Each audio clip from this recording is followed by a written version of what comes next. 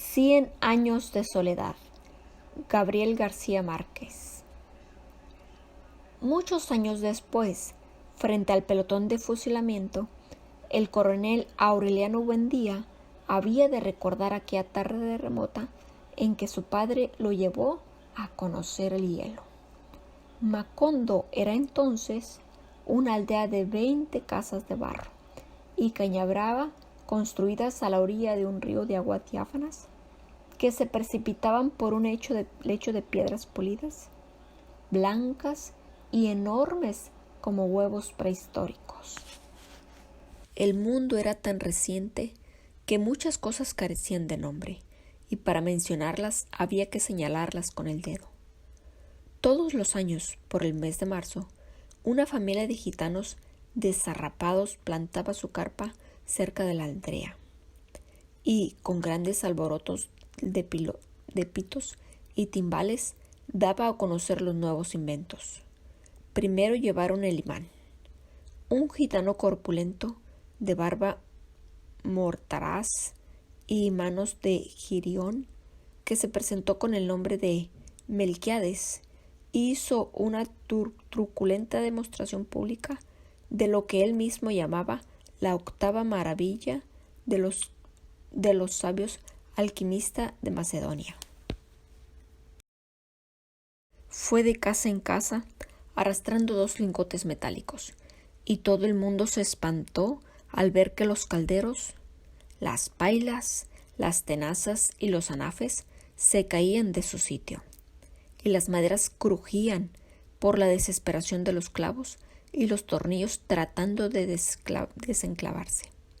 Y aún los objetos perdidos desde hacía mucho tiempo aparecían por donde más se les había buscado y se arrastraban en desembandadas turbulentas detrás de los fierros mágicos de Melquiades. Las cosas tienen vida propia, pregonaba el gitano con áspero acento. Todo es cuestión de despertarles el ánima. José Arcadio Buendía, cuya desaforada imaginación iba siempre más lejos que el ingenio de la naturaleza y aún más allá del milagro y la magia, pensó que era posible servirle de aquella invención inútil para desenmarañar el oro de la tierra. Melquiades, que era un hombre honrado, le previno: para esto no sirve. Pero José Arcadio Buendía no creía en aquel tiempo en la honradez de los gitanos, así que cambió su mulo y una partida de chivos por los 2 lingotes imantados. Durante varios meses se empeñó en demostrar el acierto de sus conjeturas. Exploró palmo a palmo la región, inclusive el fondo del río, arrastrando los 2 lingotes de hierro y recitando en voz alta el conjuro de Melquiades. Lo único que logró desenterrar fue una armadura del siglo XV, con todas sus partes soldadas por un cascote de óxido, cuyo interior tenía la resonancia hueca de un enorme calabazo lleno de piedras. Cuando José Arcadio Buendía y los 4 hombres de su expedición lograron desarticular la armadura, encontraron dentro un esqueleto calcinado que llevaba colgado con el cuello un relicario de cobre con un rizo de mujer. En marzo volvieron los gitanos. Esta vez llevaban un catalejos y una lupa del tamaño de un tambor, que exhibieron como el último descubrimiento de los judíos de Ámsterdam. Sentaron una gitana en un extremo de la aldea e instalaron el catalejos a la entrada de la carpa. Mediante el pago de 5 reales, la gente se asomaba al catalejos y veía a la gitana al alcance de su mano. La ciencia ha eliminado las distancias, pregonaba Melquiades. Dentro de poco, el hombre podrá ver lo que ocurre en cualquier lugar de la tierra, sin moverse de su casa. Un mediodía ardiente hicieron una asombrosa demostración con la lupa gigantesca. Pusieron un montón de hierbas secas en mitad de la calle y le prendieron fuego mediante la concentración de los rayos solares. José Arcadio Buendía, que aún no acababa de consolarse por el fracaso de sus imanes, concibió la idea de utilizar aquel invento como una arma de guerra. Melquíades, otra vez, trató de disuadirlo, pero terminó por aceptar los 2 lingotes imantados y 3 piezas de dinero colonial a cambio de su lupa. Úrsula lloró de consternación. Aquel dinero formaba parte de un cofre de monedas de oro que su padre había acumulado en toda una vida de privaciones y que ella había enterrado debajo de la cama en espera de una buena ocasión para invertirlas. José Arcadio Buendía no trató siquiera de consolarla, entregado por entero a sus experimentos tácticos con la abnegación de un científico y aún a efectos de la lupa de la tropa enemiga, se expuso él mismo a la concentración de los rayos solares y sufrió quemaduras que se convirtieron en úlceras y tardaron mucho tiempo en sanar. Ante las protestas de su mujer, alarmada por tan peligrosa inventiva, estuvo a punto de incendiar la casa. Pasaba largas horas en su cuarto haciendo cálculos sobre las posibilidades estratégicas de su arma novedosa, hasta que logró componer un manual de una asombrosa claridad didáctica y un poder de convicción irresistible.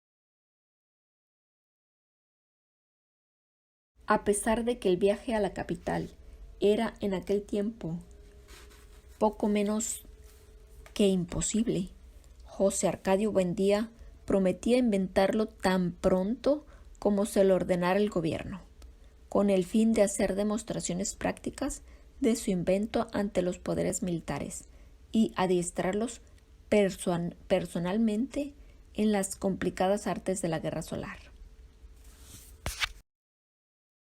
Durante varios años esperó la respuesta.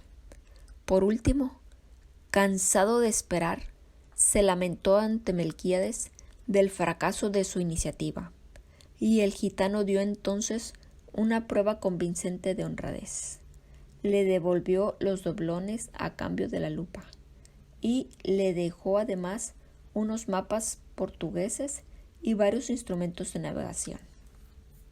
De su puño y letra escribió una apretada síntesis de los estudios del monje Hermann, que dejó a su disposición para que pudiera servir del astrolabio, la brújula y el sextante. José Arcadio Buendía pasó largos meses de lluvia encerrado en un cuartito que construyó en el fondo de la casa, para que nadie perturbara sus experimentos. Habiendo abandonado por completo las obligaciones domésticas, permaneció noches enteras en el patio vigilando el curso de los astros, y estuvo a punto de contraer una insolación para tratar de establecer un método exacto para encontrar el mediodía. Cuando se hizo experto en el uso y manejo de sus instrumentos, tuvo una noción del espacio que le permitió navegar por mares incógnitos, visitar territorios inhabitados y trabar relación con seres espléndidos. sin necesidad de abandonar su gabinete. Fue esa la última etapa en que adquirió el hábito de hablar a solas, paseándose por la casa sin hacer caso de nadie, mientras Úrsula y los niños se partían el espinazo en la huerta, cuidando el plátano y las malangas, la yuca y el ñame, la uyama y la berenjena. De pronto, sin ningún anuncio, su actividad febril se interrumpió y fue sustituida por una especie de fascinación. Estuvo varios años como hechizado, repitiéndose a sí mismo en voz baja un sartral de asombrosas conjeturas, sin dar crédito de sus propios entendimientos. Por fin, un martes de diciembre, a la hora del almuerzo, soltó de un golpe toda la carga de su tormento. Los niños habían de recordar por el resto de su vida la augusta solemnidad con que su padre se sentó a la cabecera de la mesa, temblando de fiebre y devastado por la prolongada vigilia y por el encono de su imaginación, y les reveló su descubrimiento. La tierra es redonda como una naranja. Úrsula perdió la paciencia. «Si has de volverte loco, vuélvete tú solo», gritó. «Pero no trates de inculcar a los niños tus ideas de gitano». José Arcadio Buendía, impasible, no se dejó amedrentar por la desesperación de su mujer, que en un rapto de cólera le destrozó el astrolabio contra el suelo. Construyó otros, reunió en un cuartito a los hombres del pueblo y les demostró con teorías que para todos resultaba incomprensible la posibilidad de regresar el punto de partida navegando siempre hacia el oriente. Toda la aldea estaba convencida de que José Arcadio Buendía había perdido el juicio. Cuando llegó Melquiades a poner las cosas en su punto, exaltó en público la inteligencia de aquel hombre que por pura especulación astronómica había construido una teoría ya comprobada en la práctica, aunque desconocida hasta entonces en Macondo, y como una prueba de su admiración, le hizo un regalo que había de ejercer una influencia terminante en el futuro de la aldea: un laboratorio de alquimia. Para esta época, Melquíades había envejecido con una rapidez asombrosa. En sus primeros viajes parecía tener la misma edad de José Arcadio Buendía, pero mientras éste conservaba su fuerza descomunal, que le permitía derribar un caballo agarrándolo por las orejas, el gitano parecía entragado por una dolencia tenaz. Era en realidad el resultado de múltiples y raras enfermedades contraídas en sus incontables viajes alrededor del mundo. Según él mismo le contó a José Arcadio Buendía, mientras lo ayudaba a montar el laboratorio, la muerte lo seguía a todas partes, husmeándole los pantalones, pero sin decirle a dónde el zarpazo final. Era un fugitivo de cuantas plagas y catástrofes habían flagelado el género humano. Sobrevivió a la pelegra de Persia, al escorbuto de archipiélago de Malasia, a la lepra de Alejandría, el beriberi en el Japón, a la peste bubónica de Madagascar, al terremoto de Sicilia y a un naufragio multitudinario en el estrecho de Magallanes.